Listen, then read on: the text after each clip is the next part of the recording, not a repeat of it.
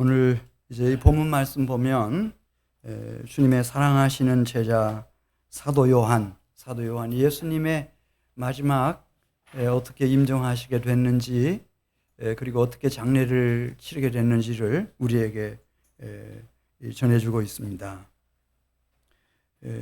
우선 31절에 있는 말씀을 보면은 이 날이 이제 6월절이 시작되는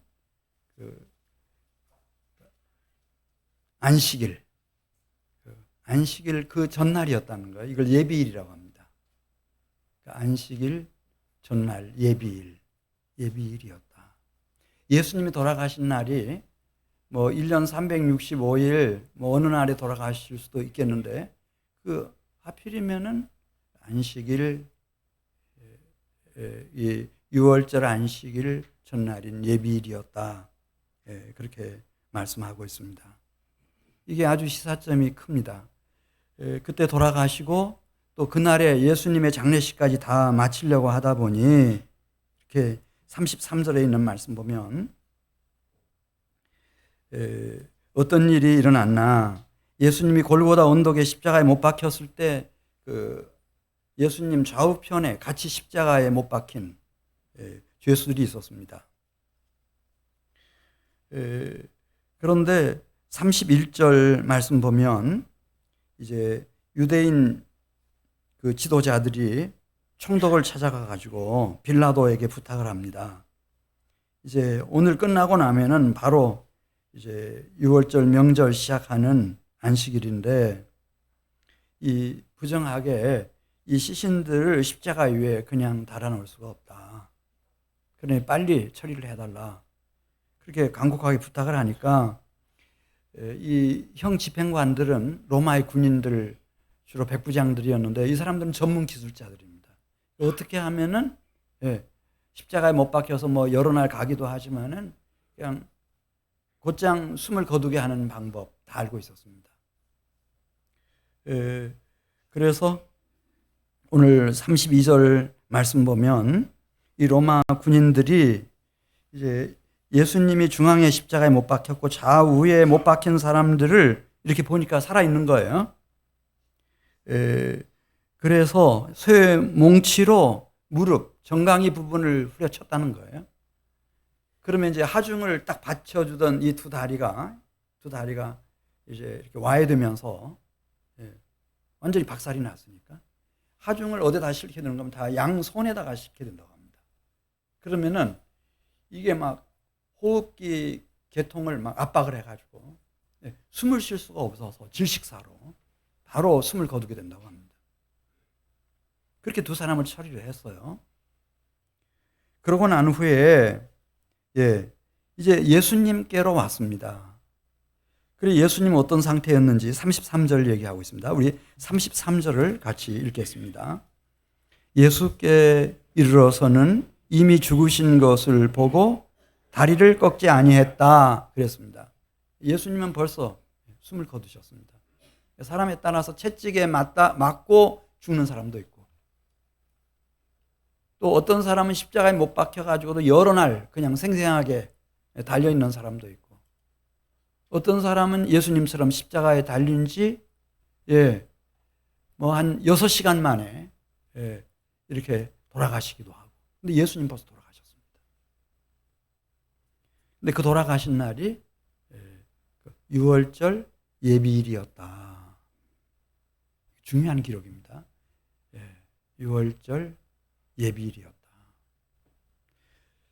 자, 그래서 어떻게 했나?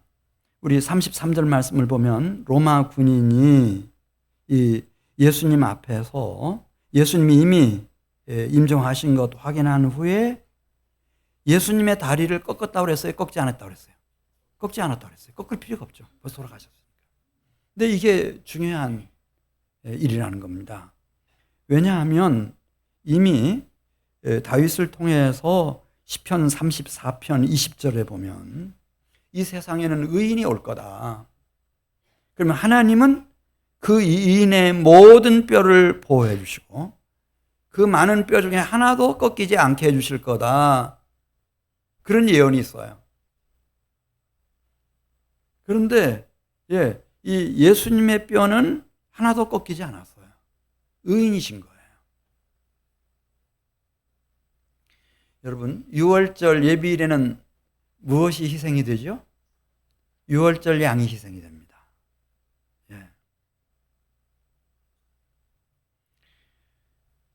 이분은 유월절 양이셔요. 유월절 양은 흠과 티가 없어야 돼요. 뭐 눈이 하나 멀었다든지 병들었다든지.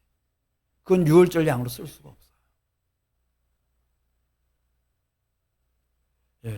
이 유월절 양은 그 아벨이 드렸던 그 첫 번째 태어난 양, 첫 새끼, 흠이 없는 양을 드린 것처럼 순전한 이 어린 양을 이제 하나님 앞에 드리는 건데, 그래 이 어린 양은 유월절 예비일에 드려진 어린 양은 의인이었다라고 하는 것을 아주 강력하게 시사하고 있는 대목입니다.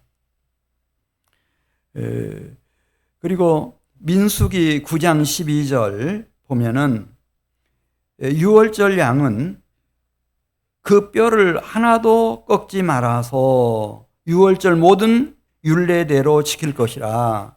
출애굽기 12장 46절에 나오죠. 유월절은 특별한 절기거든요. 그러니까 이스라엘 백성들이 애굽이라고 하는 나라에서 그들과 더불어 막 우상 숭배하면서 살았어요. 그리고 막 노예로 얼마나 학대를 받고 짓밟혔는지 몰라요. 심지어 사내 아이가 태어나면은 이 히브리인들은 자기 자식을 하수에 던져서 죽여야 됐어요. 그리고 그 땅에 하나님이 진노하셔서 10가지 재앙을 내리시고 장자 죽음의 재앙이 닥치는데요. 그 재앙을 피해갈 자가 없죠. 애굽의 파라오 왕부터 시작해서 모든 신하들, 모든 국민들, 이 가축들의 첫 새끼까지 다 진멸하시잖아요. 그때 그 재앙에서부터, 죽음의 심판과 재앙에서부터 하나님이 이스라엘 백성들을 애굽 땅에서 구원해내셔요. 이 사건은 이스라엘 역사에 있어서, 그래서 이스라엘 민족이 탄생하거든요. 굉장히 중요한 사건이에요. 그래서 유월절이라고 하는 절기는 이스라엘 모든 절기 중에 최고의 절기죠. 그러니까 해가 바뀌면 제일 먼저 유월절부터 지켜요.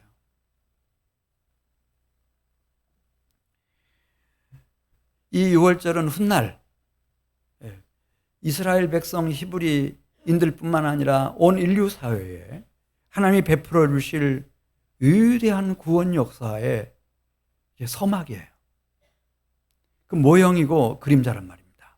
그 예표예요. 그래서 이 유월절을 제정하신 것은 하나님의 이 역사를, 천지 만물을 창조하시고 역사를 쫙 통치하시고 주관하시는 하나님의 기쁜 뜻이 담겨 있었어요. 그래서 그분이 오셔서 흠과 티가 없는 순양 같으신, 어린 양 같으신, 그래서 침례 요한이 이분을 만나자마자 보라, 세상 죄를 지고 가는 하나님의 어린 양이로다, 그렇게 증언했던 거예요. 그분이 유월절 예비일에 유월절 양이 희생되는 그날에 돌아가셨습니다. 그리고 그분의 뼈는 그대로 보존이 됩니다.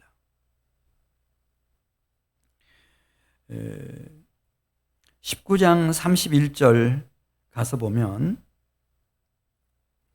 이제 이 유월절 양은 원래 이 모세가 처음에 유월절을 지킬 때부터였습니다.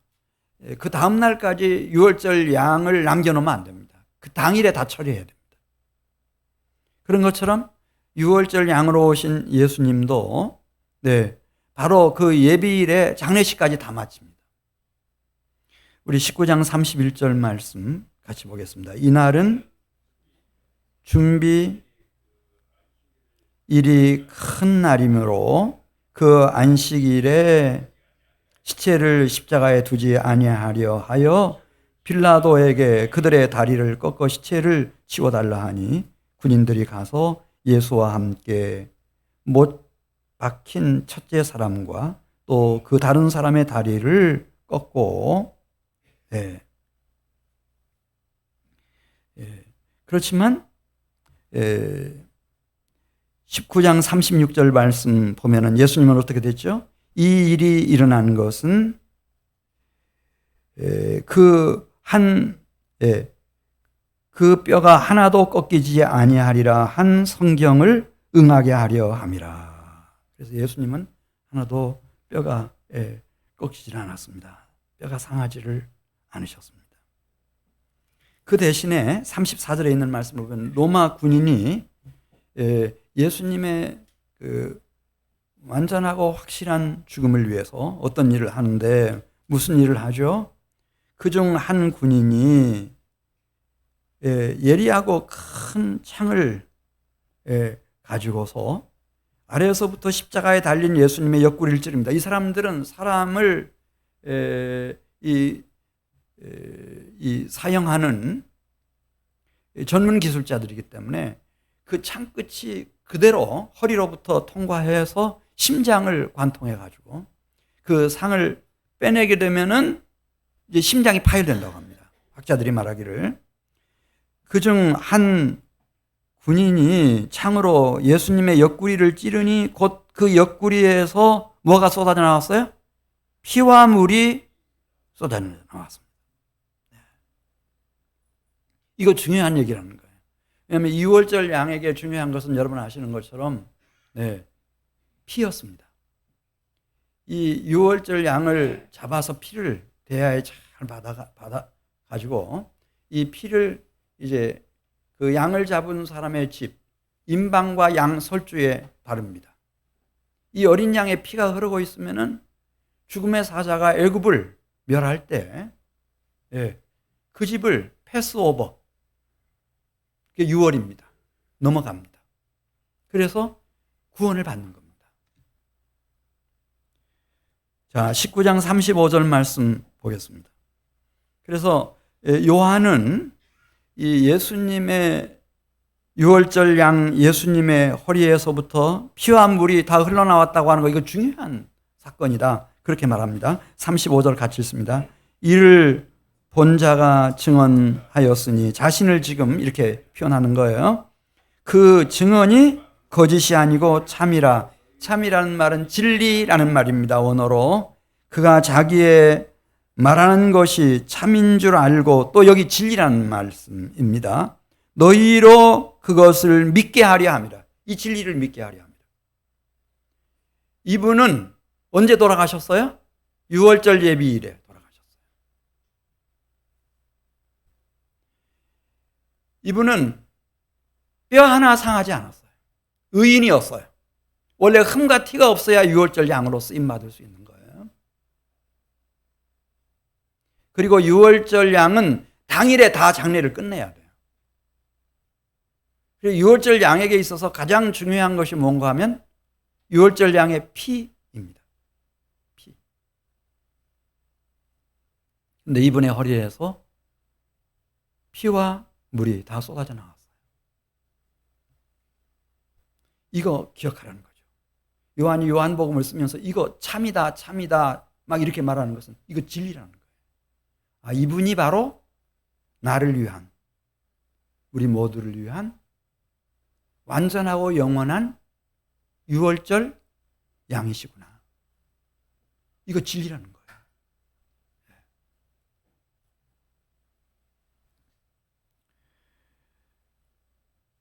자, 출애굽기 12장 13절에 있는 말씀 보면, 내가 애굽 땅을 칠 때에 유월절 양의 피가 너희가 사는 집에 있어서 임방과 양 설주에 흐르고 있으면 그것이 표적이 될 것이며, 내가 그 피를 볼 때에 너희를 넘어가리니 재앙이 너희에게 내려 멸하지 아니하리라.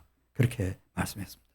왜 이 피가 중요한 거야 하면은, 이 이제 히브리인들, 이스라엘 백성들 이 사고 속에는 피가 곧 생명입니다. 그래서 창세기 9장 4절 한번 띄워주시면, 고기를 그 생명되는 핏째 먹지 말 것이니라, 그렇게 말씀했습니다.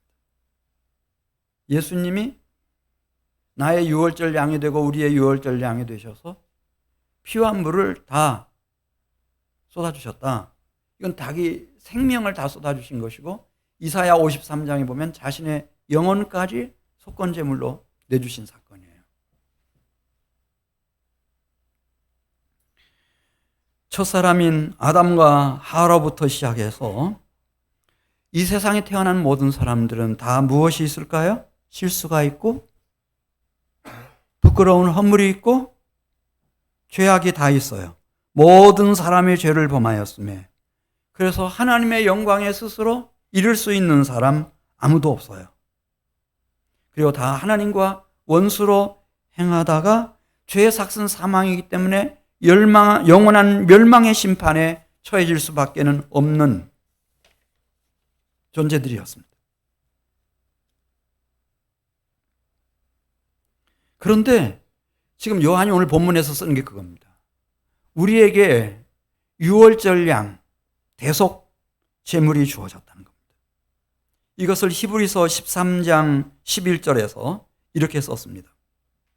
히브리서 13장 11절에 보면 속죄 제물, 속건 제물, 이런 제물들이 특별히 뭐 제사장의 속죄 제물이라든지 백성들의 속죄 제물, 이것들은 피는 대제사장이 가지고 성소에 들어가고 그 육체는 영문 밖에 나가서 불사른 것처럼 예수도 자기의 피를 다 쏟아 주셨고 성문 밖으로 끌려 나가셔서 거기서 참혹한 십자가의 죽음을 당하셨다.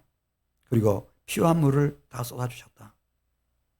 그래서 이 예수 그리스도는 누구이신가? 히브리서 전체를 통해서 얘기하는 겁니다. 이분은 나의 유월절 양이시다.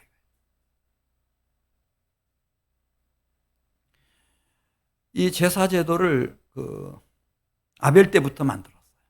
아벨이 양 새끼 중에 첫 새끼, 흠없는 첫 새끼, 정성껏 이렇게 희생제물로 드려서 하나님이 연락하세요. 그리고 그의 영혼을 일평생 경건하고 거룩한 영혼이 되게 하시고 인류 사상 제1호 순교자의 영광의 반열에 그를 앉게 해주십니다. 그 다음에 노아도 역시 그런 희생제사를 드렸고, 그 다음에 아브라함도 세겜에서부터 그 희생제사를 드렸고, 그 모세도 유월절 제사를 다 드렸고, 그리고 이제 신의 산에서 율법을 주셨는데 히브리서 9장 22절 말씀 보면 율법을 따라 거의 모든 물건이 오직 한 가지 방법으로서만 정결하게 됩니다. 그게 뭐죠? 피로써 정결하게 되나니 피 흘림이 없은즉 사함이 없느니라. 그렇게 말씀했습니다. 죄를 사할 수 있는 방법이 다른 방법은 없습니다. 율법이 처음부터 그 얘기를 하고 있습니다. 죄의 삭은 뭐라고요? 사망이고 그 사망의 심판을 용서받을 수 있는 길은 피 흘림이 없이는 안 되는 겁니다. 근데 내가 나의 피를 흘린다 하더라도 나는 하나님이 받으실 만한 흠과 티가 없는 거룩하고 완전한 제물이 되지를 못합니다. 가증한 제물입니다.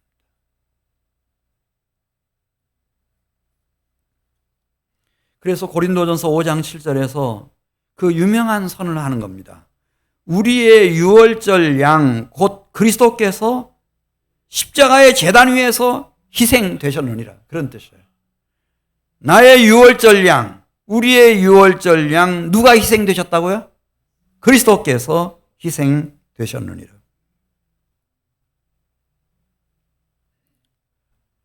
요한일서 1장 7절에도 그 아들 예수의 피가 우리를 모든 죄에서 깨끗하게 하실 것이요.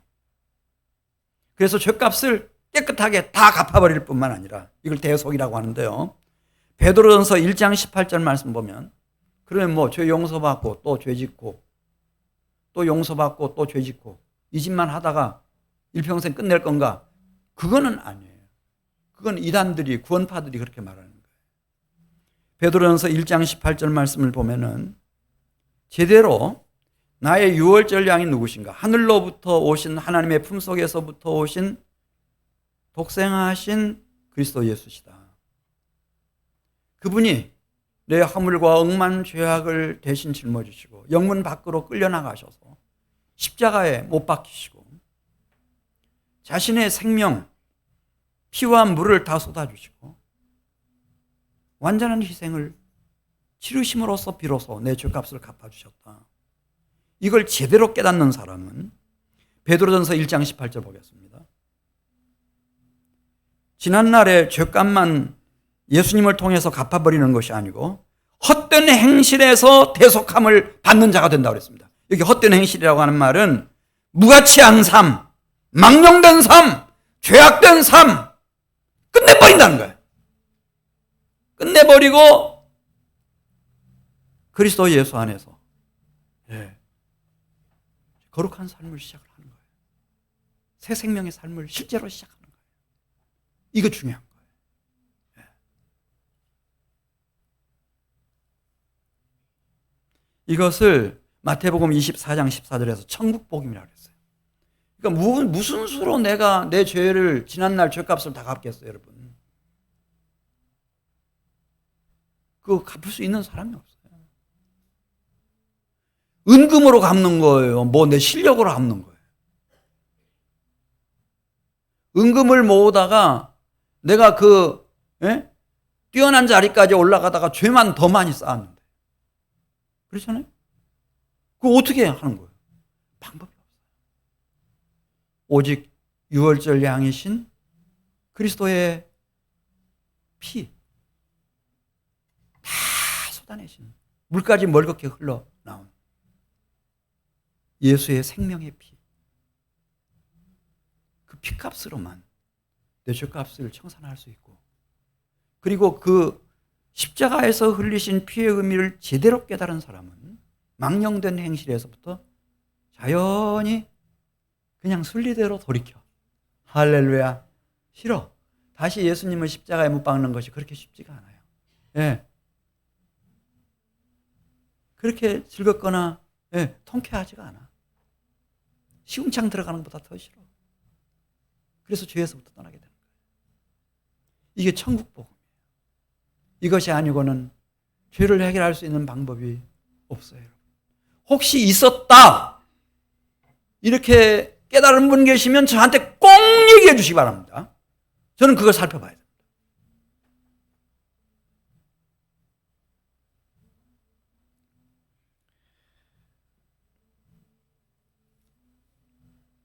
자, 왜 요한복음 19장 37절로 가겠어요? 왜 다른 방법이 없었을까? 그렇게 하늘로부터 오신 존귀한 하나님의 독생자가 그 영문 밖에 끌려나가서 기가 막히게 십자가에 못 박히시고 그 피와 물까지 다 쏟아내시는 이것밖에 없었나? 이것밖에 없었다는 거예요. 37절 같이 보겠어요. 또 다른 성경에 그들이 그 찌른 자를 보리라 하였느니라. 이게 이제 아주 오래전에 스가랴라고 하는 선지자가 스가랴 12장 10절에 보면은 이분이 이런 유월절 양으로 돌아가시고 나면은 이제 이 땅 위에 태어나서 살아가는 사람들 중에 이 십자가에 달리셔서 창에 찔리시고 그 많은 피와 물을 다 쏟아주신 그 주님을 믿음의 눈으로 바라보면서 애통하며 통곡하는 사람들이 막 일어날 거라고 그랬어요. 마치 자기가 가장 아끼는 장자가 죽은 것처럼 그렇게 하나님의 독생자의 죽음을 애도하고 애통하고 애곡하고 통곡하는 사람들이 막 일어난다는 거예요. 다르게는 방법이 없어요.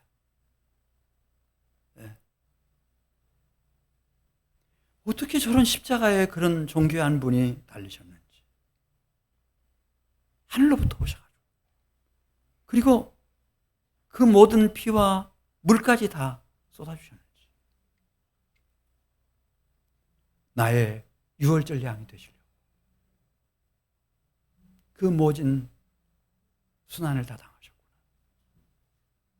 그 결정적인 희생을 다 치러주셨구나. 이렇게 깨닫는 사람들은 속에서부터 뭐가 일어나는가? 통곡이 일어나는 거예요. 애통하고 애곡하고 통곡이 막 일어나요. 이런 사람들에게 스가랴 13장 1절 말씀 보겠어요. 신비한 역사가 일어나는데 그날에 죄와 더러움을 씻는 셈이 솟구치는 거예요. 그 사람 속에서. 이 십자가에 달리신 예수님의 희생, 이걸 제대로 깨우치고 애곡하고 애통하고 통곡하는 사람의 심령 속에서는 그날에, 통곡하는 그날에 죄와 더러움을 씻는 샘물이 솟구치는 거예요. 그래서 지난 과거의 허물과 억만죄악을 다 씻어주시는 거예요. 나의 마음을 다 씻어주시는 거예요. 내 심령과 영혼까지 다 씻어주시는 거예요. 머리끝에서 발끝까지 세포 하나까지 다 씻어주시는 거예요. 이걸 스가랴 선지자가 예언했어요. 달리는 없어요. 우리 생각에는 교육 수준을 좀 높이면 안 돼? 막 이 GDP를 막 한 10만 불 막 이렇게 올려놓으면 안 될까? 아니면 경찰이나 막 군인들을 막 지금보다 한 10배쯤 숫자를 늘려가지고 막 사람들 나쁜 짓 하는 족족, 교통법규 안 지키는 족족 아주 그냥 엄단에 처하고 다 감옥에 다 집어 쳐넣으면 그럼 이 세상에 죄가 없어지지 않을까? 그까지 안 된다. 그렇게 되는 게 아니에요.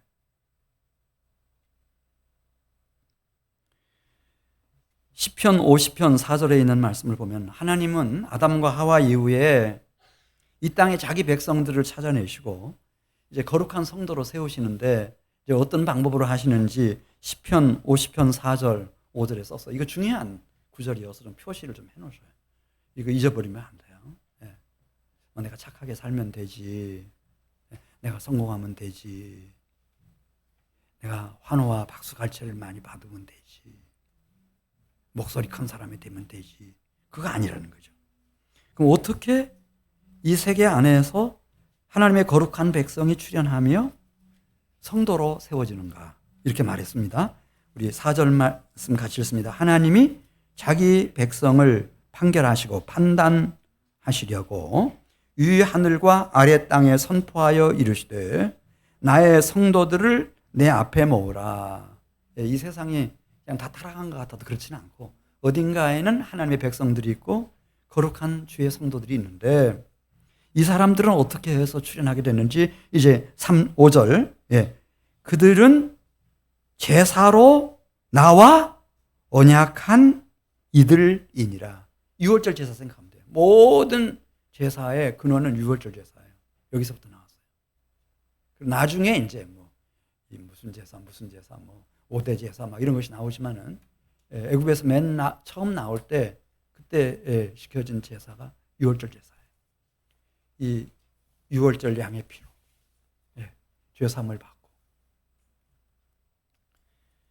의롭다함을 받은 사람들이 그 십자가에 달리신 나의 유월절 양을 보면서 애통하고 통곡하던 사람들이 그 속에 모든 나의 더러움과 죄악을 씻게 하는 샘이 막 솟구쳐 올라가지고 다 씻음 받은 거룩한 하나님의 백성들, 거룩한 성도들, 다 제사로 맺어진 성도들이에요. 할렐루야. 그러니까 구약의 율법과 그 다음에 제단과 성막과 성전과 그리고 제사, 제도, 이 모든 것은 이제 완전하고 영원하신 유월절 양으로 오실 예수 그리스도를 준비하기 위한 그 준비 과정이었어요. 그분이 딱 오시자마자 심지어 유대인들까지 제사 안 지내잖아요. 끝나버렸어요. 자, 요한복음 19장 38절 가서 보겠습니다. 이제 이 예수님이 유월절 양으로 드려짐으로써 이제 하나님이 선택한 사람들 속에는 이제 하나님의 일하심이 시작이 됐습니다. 하나님이 어떻게 일하시는지. 아리마대 요셉부터 보도록 하겠습니다. 38절 말씀 시작. 아리마대 사람 요셉은 예수님을 믿기는 믿었어요. 예수님의 제자이었지만 아무도 몰랐어요. 왜 그래요? 유대인이 두려워 그것을 숨김이더니 2일 후에 예수님이 십자가에 달려서 물과 피를 다 쏟으시고 돌아가시는 그 현장에 있었겠어요. 제자니까. 후에 빌라도에게 예수의 시체를 가져가기를 구하매 빌라도가 허락하는지라 이에 가서 예수의 시체를 가져가니라. 그렇게 말씀했습니다. 예, 이 당시만 해도 1세기죠. 유대 사회에서 예수님을 믿는다고 하는 게 쉽지 않았어요. 마치 지금 중국에서 예수 믿으면 대학교 못 가는 것처럼, 북한에서 예수 믿는다고 하면 끌려가서 공개 재판 받는 것처럼 그렇게 어려웠던 비슷한 시기였어요. 요한복음 12장 42절, 관리 중에도 예수 믿는 사람들 많았다는 거예요. 근데 바리새인들 때문에 드러나게 말하지 못하고 늘 출교당할까 전전긍긍했다. 그들은 사람의 영광을 하나님의 영광보다 더 사랑했다. 그 사람 중에 하나였어요. 누가? 아리마대 사람 니고데모가 그런 사람이었어요. 근데 예수님이 유월절 양으로 돌아가시고 난 직후에 아마 그 애통하는 마음을 가졌겠죠. 그때 하나님이 이 아리마대의 마음속에 들어오셔서 일하시기 시작한 거예요.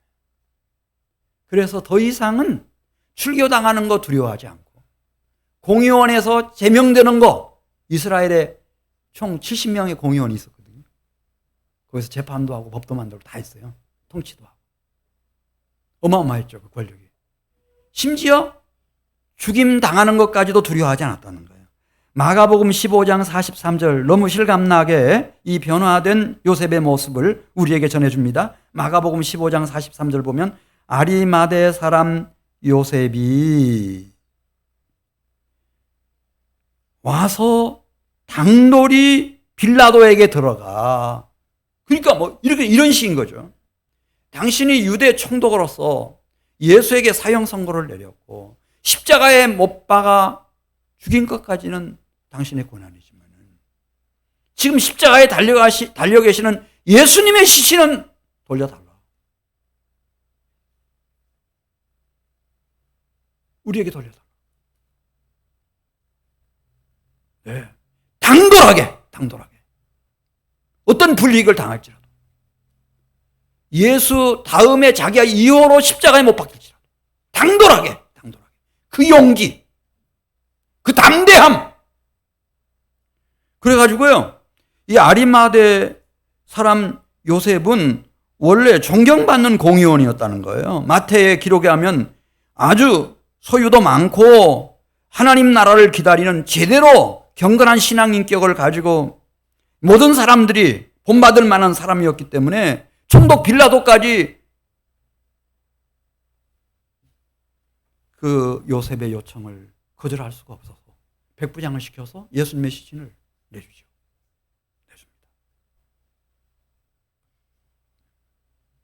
예, 이제 하나님이 이 예수님이 나의 유월절 양 되어 주신 것을 깨닫고 회개하고 통회하고 자복하는 사람들 속에 일을 시작하신 거예요. 19장 39절 보면은 아리마대 요셉으로 끝나지 않아요. 똑같은 공연한 사람이 또 있었어요. 그러니까 예수님이 미친 영향이 어마어마했던 것 같아요. 그의 이름이 니고데모였어요. 니고데모는 너무 예수님 잘 믿었어요. 너무 무서워. 세상의 이목이. 밤에 살짝 예수님께 찾아왔어요. 예수님께 자기가 예수님 얼마나 신뢰하고 사랑하고 존경하는지 다 얘기했어요. 근데 예수님이 뜻밖의 이 니고데모에게 말씀하셨어요. 내가 진실로 너에게 말한다. 사람이 거듭나지 아니하면 하나님 나라 볼 수 없다. 무서운 얘기인 거예요. 니고데모는 총명한 사람이고 똑똑한 사람이어서 이스라엘의 선생이라고 그랬거든요. 금방 알아들었어요. 뭐 내가 예수님 좋아하고 예수님 지지하고 존경하고 그런 정도 가지고 안 되는구나.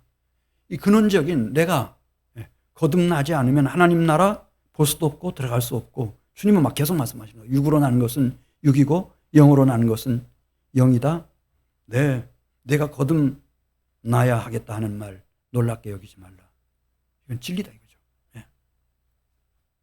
그런데 니고데모가 탄식하면서 주님께 어찌 그러한 일이 있을 수 있겠습니까? 이해가 안 되는 얘기예요. 거듭나라고 말씀하신 게 무슨 뜻인지. 그때 예수님 말씀하세요. 모세가 광야에서 뱀을 든 것 같이 인자도 십자가에 높이 들려야 하리니 이는 그를 너 자신을 위한 유월절 양으로 믿는 자마다 영생을 얻게 하려 하심이라. 그 니고데모가 예수님 십자가에 못 박힐 때 안 왔겠어요? 모든 오가는 사람들이 막 다 지나는 사람들이 다 거기 와 있었는데 그 중에 한 사람이었겠죠.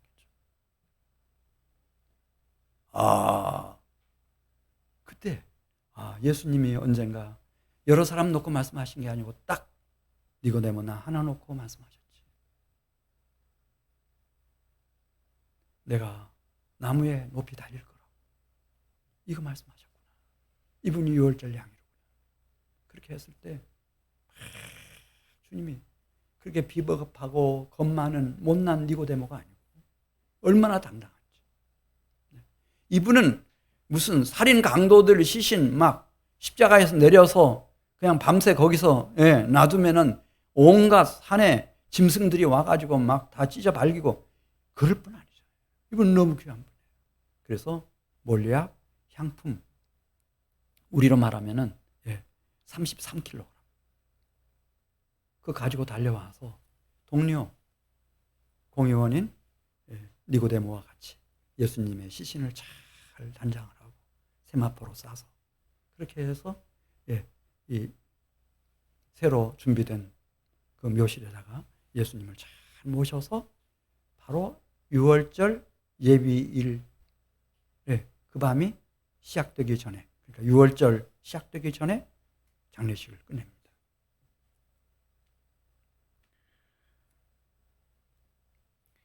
여러분 누구든지 그 예수님이 십자가에 달린 것을 보고 그 허리에서 쏟아져 나온 피와 물을 본 사람은 변하기 시작했습니다. 보세요. 여인 중에 7 귀신 들렸던 막달라 마리아라고 하는 여인이 있었어요.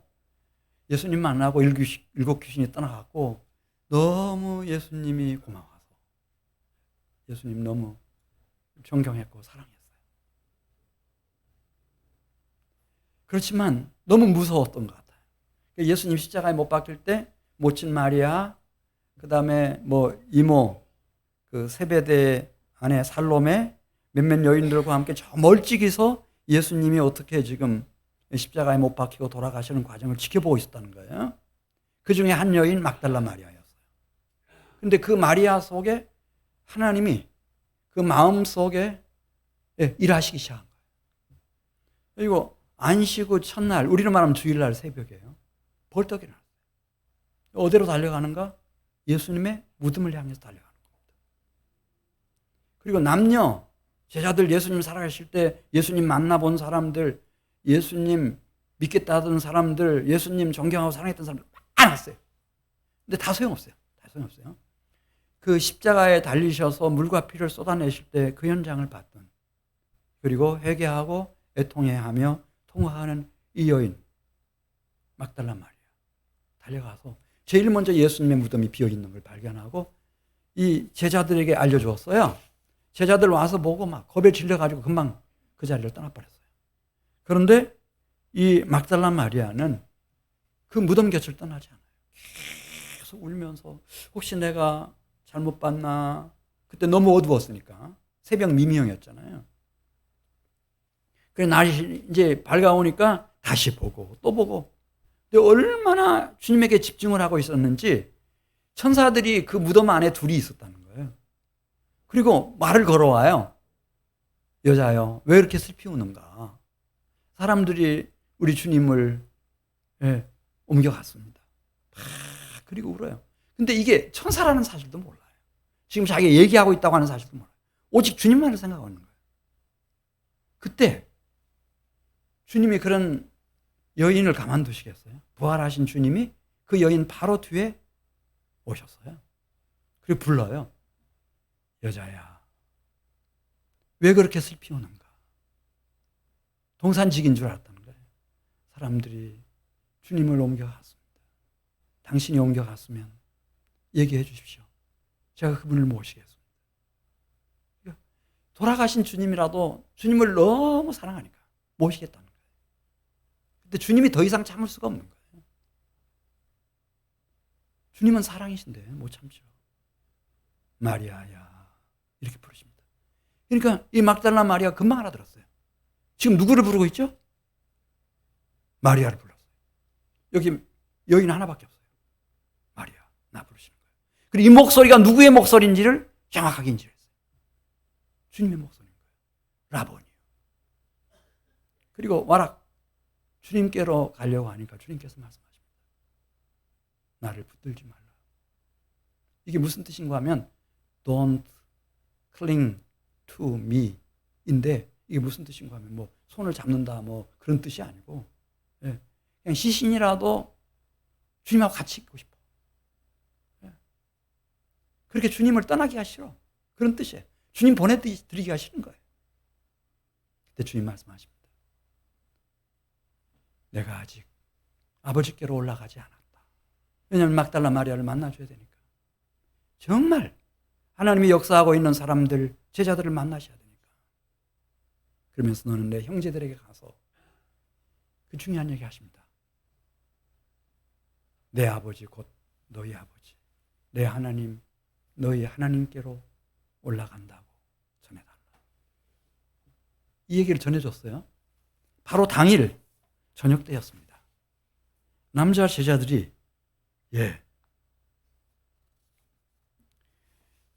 한 곳에 모여 있었어요.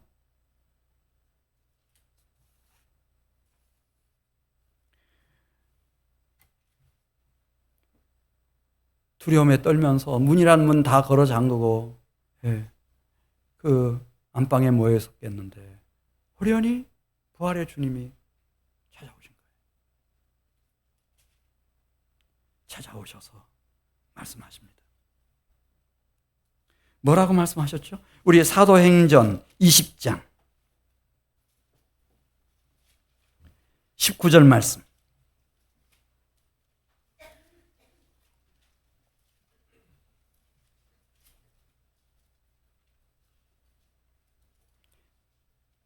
(19절) 마지막에 보면 너희에게 무엇이 있을지어다 그러셨죠? 샬롬, 평화, 평강 너희에게 있을지어다. 이거 중요한 얘기예요. 이 죄사함 받은 사람만 누릴 수 있는 평강이에요. 6월절 양이신 예수 그리스도께서 흘리신 그 거룩한 피로, 흠없는 보배로운 피로 죄사함을 제대로 받은 사람만이 누릴 수 있는 평강이에요. 여러분 이 세상에 평화가 있습니까? 있으면 한번 알려주십시오. 있는 것 같죠? 술 마실 때는. 친구들하고 막 어울려서 신나게 놀 때는 뭐 있는 것 같아요, 평화가. 네. 남북 정상들이 만나가지고 뭐 잘 되는 것 같은 평화 있는 것 같아, 평화. 평화 있어요? 이 세상에 평화 없어요. 이분만이 주시는 거예요. 너희에게 평강이 있을지어다. 그러면서 20절 말씀 보면 손과 옆구리를 보여주셨어요. 왜 나에게 평화가 가능한지를 지금 보여주시는 거예요. 이분이 나를 위해서 그 높은 곳에서 영화로운 곳에서 오셔가지고 십자가에 못 박히셨어요. 십자가의 순환을 당하신 겁니다. 옆구리를 보여주셨어요. 그 흠없고 티 없는 거룩한 피를 다 쏟아내셨어요. 그리고 죄값을 다 갚아주신 거예요.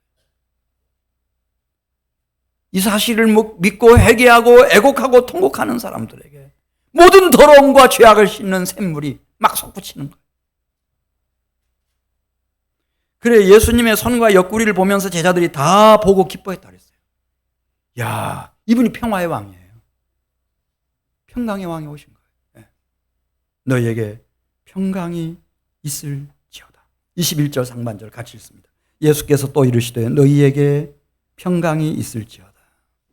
이 세상에 태어나서 자신의 완전하고 영원한 유월절 양, 그 양의 피로 죄사함을 받고 이 참되고 완전하고 영원한 샬롬, 평화를 얻은 사람들, 이 사람들을 하나님은 중요하게 생각하십니다. 우리는 돈 많은 사람들, 뭐 높은 자리에 앉아서 큰 소리 치는 사람들 우리는 중요하게 생각할지 모르지만 아버지 하나님은 우리 주 예수 그리스도는 21절 하반절에 있는 말씀 보세요. 누구에게 모든 기대를 가지고 계시는가? 이 세상에 태어나서 막달라 마리아라도 7 귀신 들린 막달라 마리아라도 괜찮아요. 분명하게 예수의 옆구리에서 피가 쏟아 나온 것을 제대로 본 사람, 그리고 회개한 사람, 애통하고 통곡한 사람, 죄사함 받은 사람, 그래서 너희에게 평강이 있을지어다 하는 평화를 소유한 사람, 이 사람입니다. 아버지께서 나를 보내신 것 같이 나도 바로 이런 평화의 사람들을 보내겠다 이거예요. 이 세상에 하나님 아버지가 누구를 이 세상에 보내셨어요? 가장 사랑하는, 가장 영화로운 당신 품속에 있던 독생자 예수를 보내셨어요. 그런 것처럼 예수님은 지금 승천하시고 하늘아버지의 영광의 보좌 우편에 계시지만은 2023년 10월 오늘 마지막 주일 29일 이 땅에 누구를 보내신다고 말씀하시는 거예요? 총사령관이에요? 대통령이에요? 누구예요? 내가 너희를 보낸다고 말씀하시는 거예요. 내가 너희를 보낸다. 내가 여기 살아있어야 하는 이유, 존재의 목적 좀 생각했으면 좋겠어요. 그러면 이게 무슨 한 나라의 한 지역의 뭐 책임자도 아니고 한 국가를 통치하는 한 4년 5년이면 끝내는 그런 것도 아니고 평생 살아가는 동안 예수님이 아버지 하나님께로부터 보냄받은 것처럼 나도 예수님께로부터 보냄받은 사람으로 살려면은 어떻게 해야 되나? 22절에 그 중요한 전략, 방법을 말씀하셨어요. 이 말씀을 하시고 그들을 향하사 무엇을 내쉬며 이르시되, 숨을 내쉬며 이르시되 무엇을 받으라? 이거 참 중요한 대목이에요. 이거를 막 까뭉개요 지금. 그러면 안 돼요. 여기 숨을 내쉬며 할 때 루아흐라고 하는 히브리어는 대표적인 곳에 언제 쓰였는가 하면은 하나님이 이렇게 진흙덩이로 사람 형상을 만들고 하나님 입을 말이죠. 딱 맞추고 그 진흙덩이 속에다가 훅 뭔가 불어넣었다는 거예요. 그랬더니 이 진흙덩이가 인류 사상 최초로 살아있는 사람으로 생명으로 일어났어요. 그거예요. 그게 루아흐예요. 생기. 에스겔 37장에도 다 마른 뼈다귀들의 골짜기였어요. 그런데 이 에스겔 선지자가 대언을 해요. 생기야, 마른 뼈다귀들 속에 들어가라. 그게 루아흐예요. 들어갔더니 막 어마어마한 여호와의 군대로 확 일어나는 거예요. 이스라엘 민족이 막 일어나는 거예요. 우리가 그런 꿈을 좀 꿨으면 좋겠어요. 대한민국에서도 북한 땅에서도 이런 사람들이 일어나는 꿈.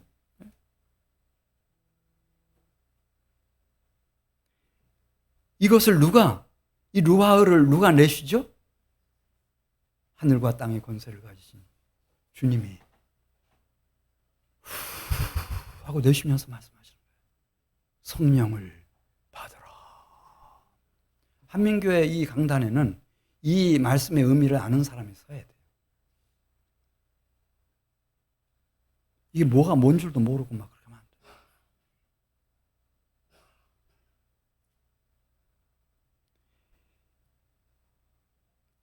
저는 우리 성도들이 다 그렇게 됐으면 좋겠어요.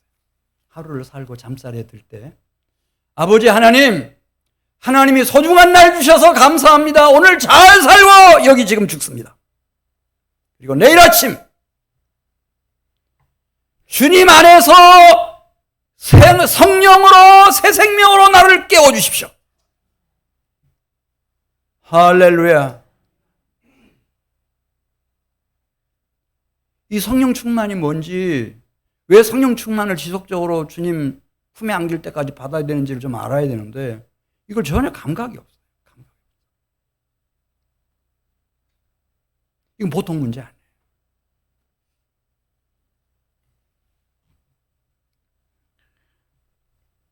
성령을 받으라. 그렇게 하고 나면은 주님이 주시는 이런 평강과 성령으로 우리에게 주어지는 중요한 사명이 있는데 그 23절 나와요. 이게 너무 귀한 말씀이어서 오늘 하다가 이제 안 되면은 뭐 저녁에 하든지 그렇게 할게요. 23절 같이 봐요. 너희가 누구의 죄든지 사하면 사하여 질 것이요 누구의 죄든지 그대로 두면 그대로 있으리라 하시니라. 하나님은 누구를 학수고대하면서 기다리고 계시는가? 이 죄사함 받은, 그래서 주님의 평강이 부어지고 이 성령 받은 거룩한 성도 기대하고 계시고, 주 예수를 믿으면 너와 내 집이 구원을 얻는다고 말씀하신 것처럼 그 한 사람을 통해서 죄 없는 한 가정을 세우고 싶어 하시는 거예요.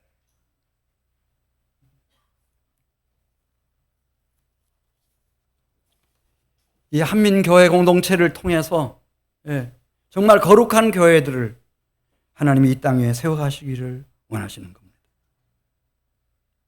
여러분, 어려서는 잘 몰랐지만 이제 나이가 이렇게 들고 보니까 어머니의 죄, 나의 어머니의 죄를 여러분 아시게 됐습니까? 아버지의 죄도 아시게 됐습니까?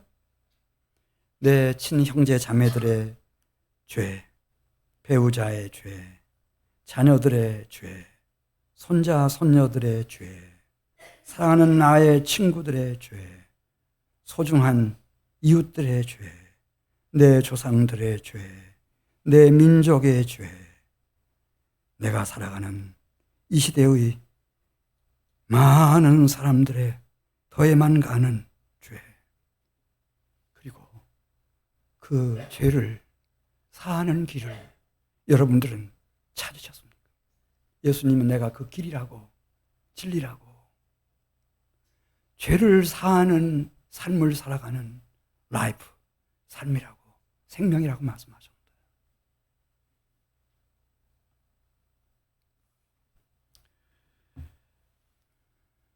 사랑하는 성도 여러분들이, 결국은 우리가 왜 이렇게 힘듭니까? 인생 사는 게. 왜 이렇게 모진 재앙과 환난 풍파가 휘말아치는 겁니까? 다 죄 때문입니다. 다 죄 때문입니다. 우리는 둘 중에 하나를 선택하는 겁니다. 그 죄를 쌓아가는 사람으로 살든지, 아니면 그 죄를 사해주는 사람으로 살아가든지. 조카 롯의 죄를 사해준 아브라함, 그 유명한 의인 50명, 의인 10명의 기도 기억하시죠? 형들의 죄를 사해준 요셉, 이스라엘의 죄를 사하기 위해서 기도하기와 선하고 의로운 도를 백성들에게 가르치기를 쉬지 않고 평생을 바쳤던 사무엘, 자기를 죽이려고 덤빈 장인 사울의 왕의 죄를 끝까지 사해준 다윗, 음란한 아내와 음란한 자식들의 죄를 끝까지 사함받게 하고 선지자의 경건한 가정을 세워낸 호세아, 평생 광야에서 외치는 자의 소리로 회개하라 천국이 가까웠다고 죄를 털어내기 위해서 평생을 살고 간 침례 요한, 구약의 모든 선지자들과 그리스도 예수의 이후에 모든 사도들, 전도자들, 히브리서에 나오는 사람들처럼 이 세상에 감당할 수 없었던 사람들, 하늘의 달과 별들처럼 그렇게 찬란히 빛나고 있습니다. 우리 한민교회에서 이런 성도들이 일어나기를 바랍니다. 우리 23절 말씀 같이 읽고 마치겠습니다. 너희가 누구의 죄든지 사하면 사하여 질 것이요 누구의 죄든지 그대로 두면 그대로 있으리라 하시니라. 우리 같이 기도드리겠습니다.